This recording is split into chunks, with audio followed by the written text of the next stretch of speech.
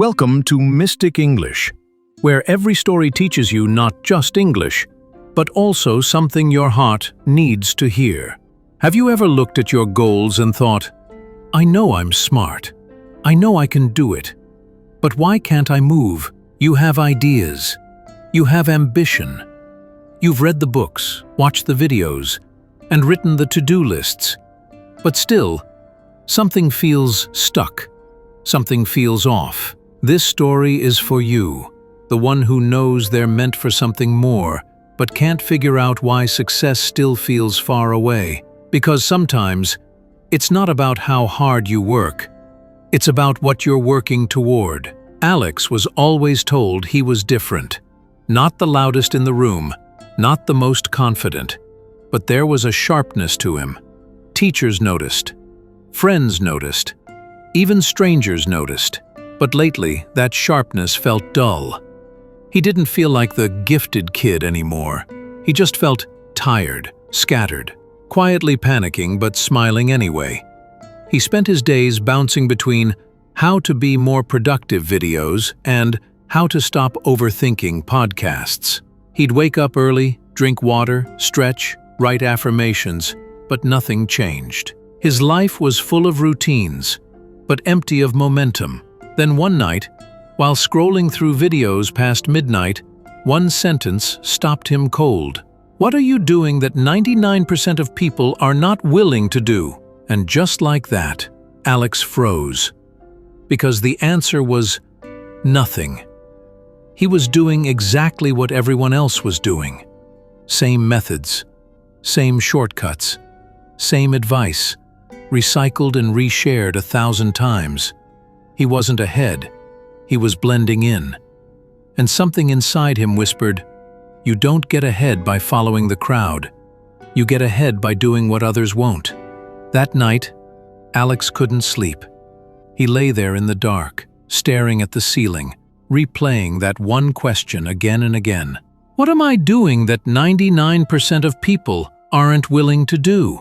He thought about his perfectly organized Notion page, his daily habit tracker, his 5-year plan, all the things that made him look disciplined. But deep down, he knew those things weren't the problem. The real problem was harder to admit.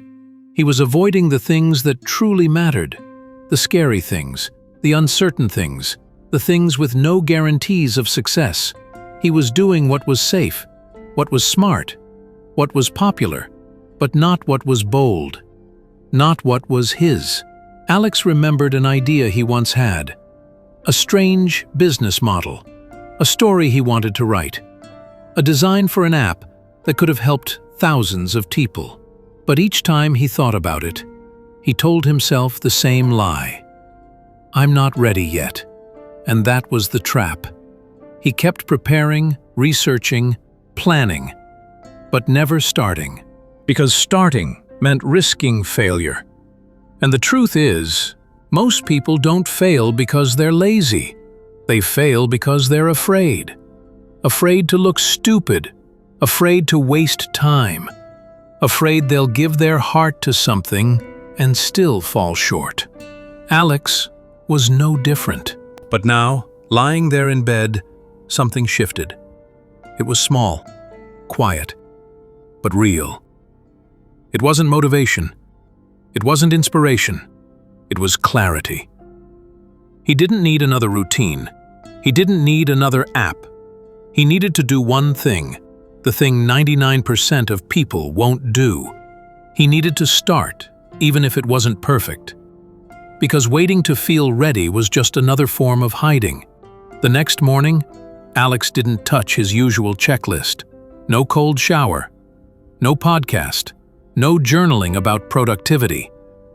He just opened his laptop, stared at a blank screen, and typed the first sentence of the idea he'd been putting off for months. It wasn't great. It didn't even make sense at first. But it was real. And it was his. He kept writing, not because he was confident, but because he was finally willing to look foolish. That day, for the first time in a long time, Alex felt alive. Not because he did more, but because he did something that mattered to him. Something that required courage, not just discipline. In the weeks that followed, he started seeing the world differently. He stopped asking, "What should I do to be successful?" and started asking, "What do I care about enough to keep doing, even if I fail?" He noticed how easy it was to confuse movement with progress. He used to spend hours setting up the perfect calendar system, the perfect morning routine, thinking that if he could just organize his life better, he'd finally break through. But now he saw that perfection was a form of procrastination, and procrastination wasn't always lazy. Sometimes it was just fear wearing a smart disguise. He remembered a quote, "Success doesn't come from doing more. It comes from doing what matters, deeply, consistently, even when it's hard." And he saw how most people around him were stuck in the same loop he had just escaped, consuming more advice than they acted on, setting goals that weren't even their own, climbing ladders that leaned against the wrong walls. Alex didn't blame them. He just didn't want to be one of them anymore. He decided he would rather fail doing what he believed in than succeed at something that didn't feel real. Because getting ahead of 99% of people isn't about being better than them. It's about being braver than them. Brave enough to be original, brave enough to act, brave enough to care, even when it hurts. One evening, Alex walked past a bookstore and saw a familiar title on the window display, a bestseller he had once highlighted cover to cover. He smiled, not because he didn't value the book, but because he finally understood what it had never told him. That real progress isn't something you can download, underline, or schedule. Real progress is messy, lonely, quiet. It comes not with applause, but with resistance. That night, he thought about how he used to chase productivity hacks like they were golden keys. The Pomodoro timer, the habit streak apps, the color-coded goals. But those things, he realized now, were just tools. And tools are only useful if you're actually building something. For years, he had been collecting hammers, but he had never started building the house. Now, every day, Alex focused on one thing: real work. Not flashy, not shareable, not even comfortable, but true. He worked even when no one was watching. He stayed committed even when it got boring. And most importantly, he kept going even when his results didn't come quickly. Because that's the difference between most people and the ones who break through. The ability to keep walking when the excitement wears off. And slowly things began to move. Not overnight. Not in dramatic, Instagram-worthy wins, but with quiet momentum. Small wins that began to add up. Emails replied to, ideas finished, projects published. One step, one layer at a time. Friends started to notice something different in him. Not louder, not busier, just calmer, more focused, like he was finally anchored.